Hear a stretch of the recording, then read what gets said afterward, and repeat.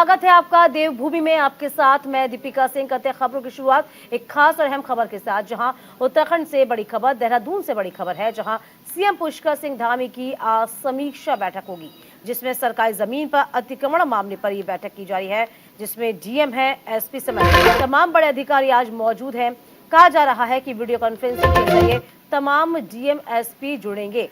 तो बड़ी खबर है उत्तराखंड के देहरादून से बड़ी खबर, जहां पर सीएम पुष्कर सिंह धामी की समीक्षा बैठक कई मायनों में महत्वपूर्ण है। सरकारी जमीन पर जिस तरीके से अतिक्रमण के जो मामले हैं उसकी शिकायतें लगातार आ रही हैं, जिसमें डीएम एसपी समेत तमाम अधिकारी मौजूद रहेंगे। इसी के साथ साथ आपको बता दें कि प्रदेश भर से तमाम जो अधिकारी हैं, डीएम एसपी, ये जुड़ेंगे। ये बड़ी बैठक है। पुष्कर सिंह धामी की समीक्षा बैठक काफी मायनों में महत्वपूर्ण, क्योंकि जिस तरीके से खबरें आ रही थी कि लगातार अतिक्रमण का जो सिलसिला है वो बढ़ता जा रहा है प्रदेश में, और इसी पर लगाम लगाने की जो तैयारी है वो प्रदेश सरकार की ओर से की जा रही है। तो फिलहाल समीक्षा बैठक है, बड़ी खबर, जिसमें आज इस समीक्षा बैठक के अंतर्गत वीडियो कॉन्फ्रेंसिंग के जरिए भी तमाम जो राज्य के डीएम हैं, एसपी हैं, वो जुड़ेंगे। तमाम जानकारी के साथ हमारे संवाददाता संजय पुंडीर इस पूरी खबर पर नजर बनाए हुए हैं। संजय, कितनी अहमियत रखती है ये समीक्षा बैठक, चूंकि इस बैठक के जरिए ये दिशा निर्देश भी दिए जाने हैं सीएम के द्वारा कि आप लगातार जो अतिक्रमण हो रहा है प्रदेश में उसे रोका जाए। किस तरीके से बैठक में शिरकत की जाए तमाम अधिकारियों के द्वारा? देखिए दीपिका, उत्तराखंड में इन दिनों अतिक्रमण को लेकर एक विशेष अभियान चलाया जा रहा है, जिसमें सभी जनपदों से के जो अधिकारी हैं उनसे सूची भी लगातार ली जा रही है। उसके बाद ध्वस्तीकरण की कार्रवाई हो रही है। अतिक्रमण को लेकर आज मुख्यमंत्री पुष्कर सिंह धामी एक बैठक करने जा रहे हैं, जिसमें सभी जनपदों के जिला अधिकारी व एसपी और तमाम जो विकास से जुड़े अधिकारी हैं वो मौजूद रहेंगे। यानी इस बैठक में जो वन अधिकारी है, वन विभाग से जुड़े हुए अधिकारी है, वो भी शामिल होंगे, क्योंकि हमने देखा है कि उत्तराखंड का 60% से ज्यादा जो हिस्सा है वो जंगलों से घिरा हुआ है, जिस पर कहीं ना कहीं धर्म के नाम पर लगातार अतिक्रमण की खबरें सामने आ रही थी। हालांकि जिसके बाद मुख्यमंत्री पुष्कर सिंह धामी ने सभी अधिकारियों को कहा था कि अपने अपने जिलों में जो धर्म के नाम पर अतिक्रमण किया है उनकी एक सूची तैयार की जाए। हालांकि हम देख रहे हैं कि लगातार अतिक्रमण को लेकर एक कार्रवाई भी की जा रही है, और आज जिस तरीके से ये बैठक है वो कई मायनों में अहम मानी जा रही है। दीपिका, बिल्कुल, लगातार हम कह सकते हैं संजय, इस तरह की खबरें जो हैं पहले भी सामने आती है कि अतिक्रमण को लेकर पूरे प्रदेशवासियों को बहुत कुछ भुगतना पड़ता है। और अब ये जो समीक्षा बैठक हो रही है, इसमें कयास भी लगाए जा रहे हैं कि काफी हद तक अतिक्रमण से मुक्ति मिलेगी। चलिए संजय, आगे भी आप मेरे संग जुड़ेंगे, बने रहिएगा मेरे साथ। इस बीच अगली खबर का हम रुख करते हैं, जिसमें देहरादून से ये बड़ी खबर आ रही है, जहां आज से काली पट्टी बांधकर काम करेंगे मिनिस्ट्रियल कर्मचारी। जी हां, मांग पूरी न होने के चलते ये विरोध प्रदर्शन है। काली पट्टी बांधकर मिनिस्ट्रियल कर्मचारी विरोध प्रदर्शन दर्ज होगा। उत्तराखंड राज्य कर मिनिस्ट्रियल स्टाफ एसोसिएशन ने आंदोलन का ऐलान किया है। मांग क्या है, जरा वो भी जानिए। प्रमोशन, नए पदों के सृजन समेत कई मांगों को लेकर ये पूरा करने की मांग है। इसको नहीं पूरा किया जा रहा था, लंबे वक्त से दरकार थी, और इसी को लेकर अब काली पट्टी बांधकर प्रदर्शन किया जाएगा। तो उत्तराखंड राज्य कर मिनिस्ट्रियल एसोसिएशन अब आंदोलन का रुख अख्तियार कर चुका है। कहा जा रहा है कि काली पट्टी बांधकर प्रदर्शन किया जाएगा। तो बड़ी खबर आपको बता रहे हैं, जिसमें मांगे पूरी नहीं होने पर काम का बहिष्कार की बात भी सामने आ रही है।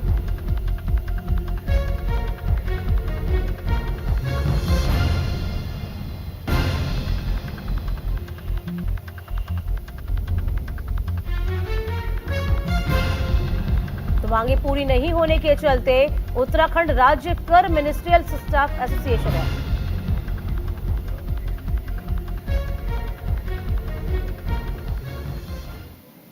इसी बीच एक बड़ी खबर देहरादून से आ रही है। देहरादून से बड़ी खबर है, जहां कांग्रेस मुख्यालय में कल हुई सर्वदलीय बैठक, जिसमें कांग्रेस प्रदेश अध्यक्ष करण माहरा की अध्यक्षता में ये बड़ी बैठक हुई है, जिसमें कांग्रेस, वामदल, जनता दल, परिवर्तन पार्टी ने हिस्सा भी लिया। कई राजनीतिक दलों ने भी इसमें शिरकत की है। तो प्रदेश अध्यक्ष करण माहरा का ये बड़ा बयान, हमें बीजेपी के खिलाफ एकजुट होकर लड़ना होगा।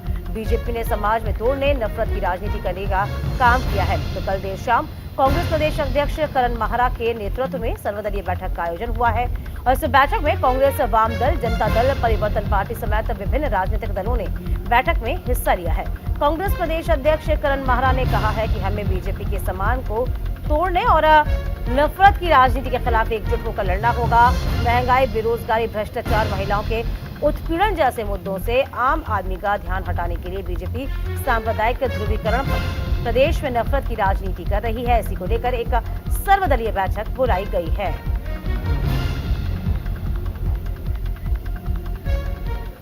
उसको लेकर देखिए, क्योंकि पब्लिक को बीजेपी ने इतना परेशान कर दिया, उनके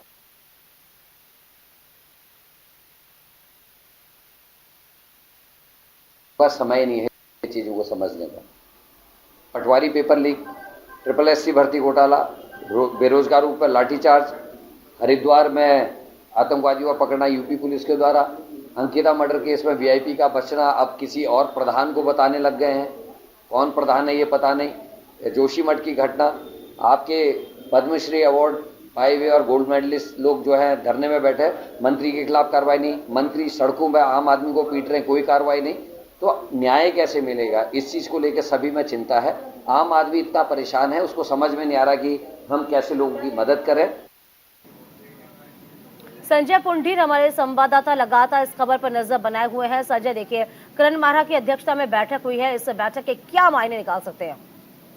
देखिए दीपिका, लोकसभा और निकाय चुनाव को लेकर सभी पार्टी ने कमर कस ली है। ऐसे में भारतीय जनता पार्टी भी इतनी तैयारी में लगी है, तो वहीं कांग्रेस भी लगातार चुनाव को लेकर सक्रिय नजर आ रही है। हाँ। क्योंकि कांग्रेस के मुख्यालय पे एक सर्वदलीय बैठक का आयोजन किया गया, जिसमें वाम दल, जनता दल और जनता परिवर्तन पार्टी समेत कई पार्टियों के जो नेता थे उन्होंने हिस्सा लिया है। उन्होंने करण मेहरा ने इस दौरान कहा है कि सभी पार्टी को एकजुट होकर लड़ना पड़ा है, क्योंकि कांग्रेस भाजपा जिस तरह की राजनीति कर रही है वो सही नहीं है। हालांकि भ्रष्टाचारी और महंगाई को लेकर भी यहाँ चर्चा की गई है, क्योंकि हम देखते हैं कि जब चुनाव होते हैं तो चुनाव से पहले जो सभी दल होते हैं वो सक्रिय हो जाते हैं। हालांकि इस बैठक के कई मायने भी निकाले जा रहे हैं, क्योंकि हम देखते हैं कि कांग्रेस जिस तरह से उत्तराखंड में अपनी राजनीति कर रही है और जिस तरह से गुटों की राजनीति है, उसी कारण कांग्रेस को हार का सामना करना पड़ता है। लेकिन इस बार कांग्रेस कोई भी चूक छोड़ना नहीं चाहती है। कांग्रेस अपने नेताओं के साथ साथ जो अन्य दल हैं उन्हें भी साथ लेकर चलना चाहती है।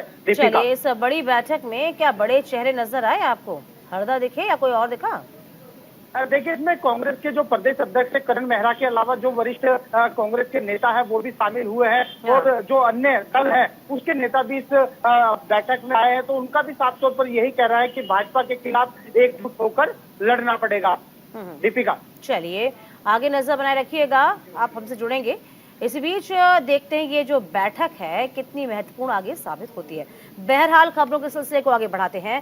केदारनाथ धाम की भव्यता को बढ़ाने के लिए केदारनाथ मंदिर परिसर से 300 मीटर आगे 5 टन की भगवान शिव के अति प्रिय ओम चिन्ह की आकृति को स्थापित किया जा रहा है। इसका दूसरा ट्रायल भी पूरा किया जा चुका है। केदारनाथ धाम की भव्यता बढ़ाने के लिए केदारनाथ मंदिर के ठीक आगे बनाए गए चबूतरे में भगवान शिव के अति प्रिय ओम की चिन्ह आकृति को स्थापित किया जा रहा है। इस आकृति का जो वजन है वो 5 टन है और गुजरात के आर्टिस्टों की तरफ से इसे तैयार किया गया है। दूसरा ट्रायल के बाद इसको स्थापित भी किया जाएगा। इसे ओम की आकृति को पूरी तरह से लाइटों से सजाया जाएगा और लाइटों से सजने के बाद ये रात के समय बेहद ही आकर्षित महसूस होगा। अब केदारनाथ धाम के दर पर मत्था टेकने वाले तीर्थयात्री और श्रद्धालु संगम घाट के निकट आकृति के दर्शन भी कर पाएंगे।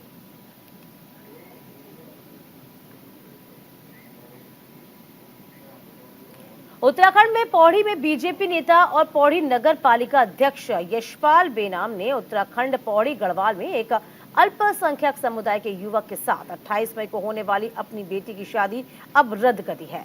सोशल मीडिया पर शादी के कार्ड, फोटो वायरल होने के साथ ही विवाद छिड़ा। हिंदूवादी संगठनों के भारी विरोध और ऑनलाइन प्रतिक्रियाओं के बाद भी बेनाम दूल्हे के परिवार के साथ आपसी सहमति से अपनी बेटी की शादी तोड़ने का फैसला लिया है। नहीं छपाना चाहिए था। देखिए, मैंने स्वाभाविक रूप से इस कार्ड को छपाया और मैंने, आप लोग इस बात के गवाह है कि मैंने 2 महीने पहले इस बात को कहा था कि मेरी बच्ची की शादी जो है एक मुस्लिम लड़के से होने जा रही है और हम लोग खुशी से इस शादी को कर रहे हैं। दोनों साथ पढ़ते थे, दोनों सर्विस में हैं और एक बहुत अच्छा परिवार है। ये नहीं कि वो मुस्लिम परिवार है तो हम ये कहें कि साहब हमें नहीं करना है। आजकल 21वीं सदी का ज़माना है और सारे लोग इस बात को लेकर स्वतंत्र हैं। लेकिन कार्ड के वायरल होने के बाद इस तरह का माहौल जो है क्रिएट किया जा रहा है। मैं उनको भी बुरा नहीं कहूँगा, अपनी अपनी सोच है। तमाम तरह के मुझे मैसेज आए हैं, कई लोगों ने बड़ी सभ्यता के साथ बात की है और मैंने एक अनुभव होने के नाते जो मेरा रहा है उसके अपने पेशेंस को मैंने बिल्कुल बरकरार रखा, क्योंकि पब्लिक है बोलती रहती। इधर UNESCO club Doon valley east ने आज अपना एनुअल फंक्शन मनाया है। यूनेस्को क्लब के अध्यक्ष राम गोपाल ने बताया कि पिछले 26 साल से लगातार UNESCO club Doon valley east 60% और उससे ज्यादा नंबर लाने वाले मेधावी छात्रों और छात्राओं को हर वर्ष छात्रवृत्ति प्रदान करता है। वहीं राम गोपाल ने बताया कि जो छात्र छात्राएं जरूरतमंद है, यूनेस्को क्लब उनकी भरपूर सहायता भी करता है। छात्रवृत्ति पाने वाले छात्र शिवांग शर्मा ने कहा कि हमें हर वर्ष यूनेस्को क्लब की ओर से आर्थिक सहायता मिलती है, इसी के लिए हम आगे की पढ़ाई जारी रख सकते हैं।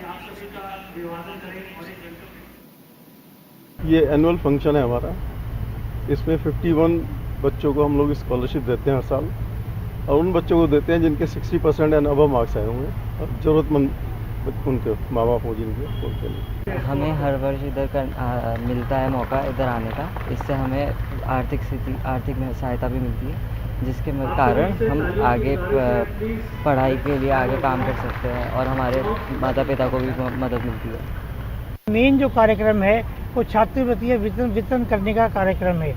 उसमें और कुछ नहीं होगा। 51 बच्चों को बुलाया गया है, उनको स्पेशल लिफाफे भेजे गए हैं उनके। एक्चुअली क्या होता है कि हम अपने मेंबर्स को ही बोलते हैं कि आप अपनी तरफ से कोई मेंबर अपना बच्चा जो है सिलेक्ट करो।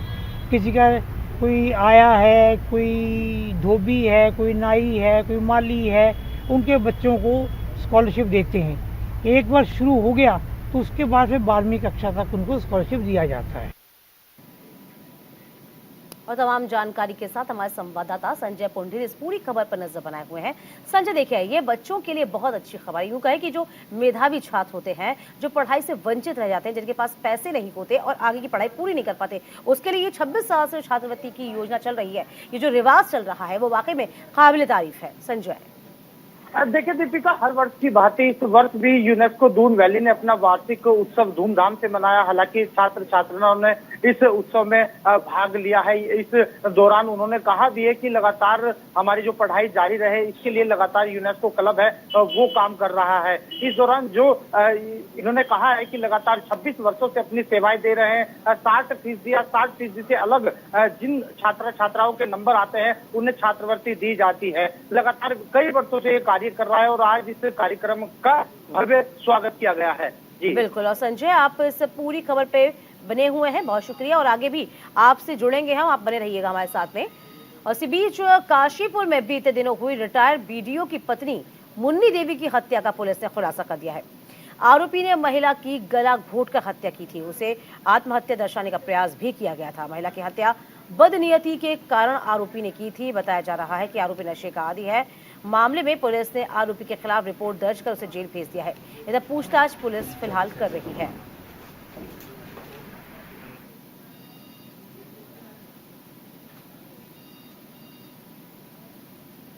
तो फिलहाल हम तस्वीरें आपको दिखा रहे हैं। प्राप्त हुई थी कि ग्राम भगवंतपुर में आम के बाग में एक महिला का शव मिला है, तो तुरंत काशीपुर थाने की टीम ने वहां पे पहुंच के इसका मौका मुआयना किया और इसमें जो देखा गया कि महिला की मृत्यु जो है संदिग्ध परिस्थितियों में हुई है और पेड़ को लटकाकर इसकी हत्या करने का प्रयास, मतलब हत्या की गई है। तो इसमें 16 तारीख को हमें नागेंद्र कुमार यादव जो महिला के पुत्र थे उनके द्वारा तहरीर प्राप्त हुई। इसमें तुरंत 243/23 एफआईआर संख्या हमने पंजीकृत किया। धारा 302 और 201 में यह मुकदमा पंजीकृत हुआ।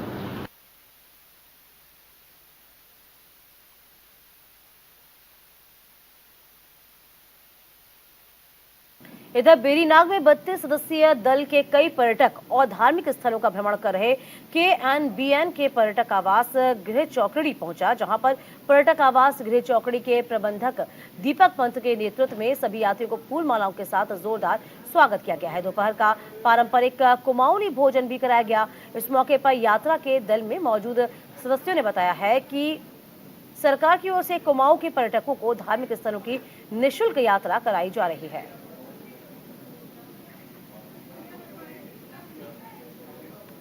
विकासनगर के कुंजा ग्रांट के पास जंगल से निकलकर हाथियों का झुंड नेशनल हाईवे रोड पर आया है। इसके बाद आते जाते राहगीर हाथियों के साथ फोटो खिंचवाने में मग्न हो गए।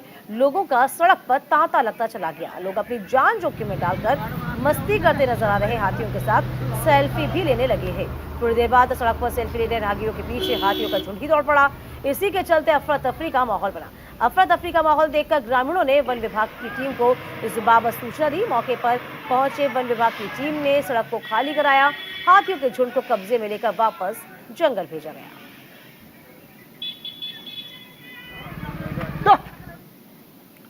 हरिद्वार में दुष्कर्म और बलात्कार के फर्जी मुकदमे की बढ़ोतरी को लेकर एलएलबी के छात्र और कमल भदौरिया ने सीएम धामी को मामले में हस्तक्षेप करने के लिए खत लिखा है। फर्जी मामले पर नार्को टेस्ट कराने के लिए शपथ पत्र दिए जाने की मांग की गई। हालांकि इस नार्को टेस्ट कराए जाने के बाद फर्जी दर्ज हो रहे दुष्कर्म और मामलों को लेकर गिरावट दर्ज की गई है। आपको बता दें कि संबंधित झूठे मुकदमे के बाद भी इसे बंद किया जाएगा, तमाम बातें कही गई।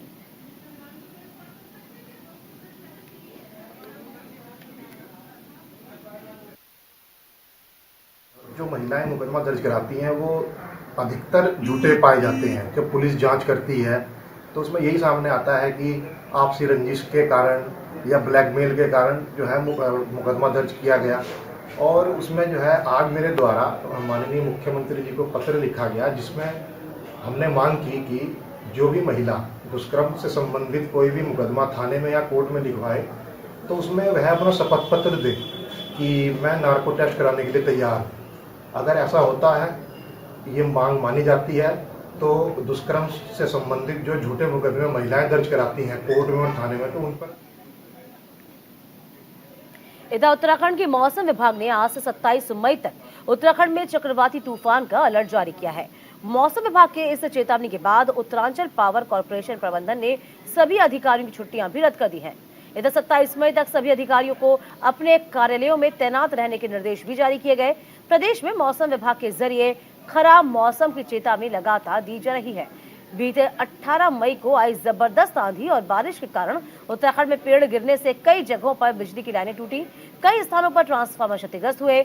आंधी से हुए नुकसान के बीच यूपीसीएल ने अतिरिक्त जगहों पर बिजली आपूर्ति बहाल भी कर दी थी और अब 27 मई तक चक्रवाती तूफान का अलर्ट जारी किया गया। इसी को देखते हुए सभी क्षेत्र इकाइयों को विद्युत आपूर्ति सुचारू रखने के निर्देश जारी किए गए हैं। तमाम जानकारी के साथ संजय हमारे संवाददाता लगातार इस पूरी खबर पर नजर बने हुए हैं।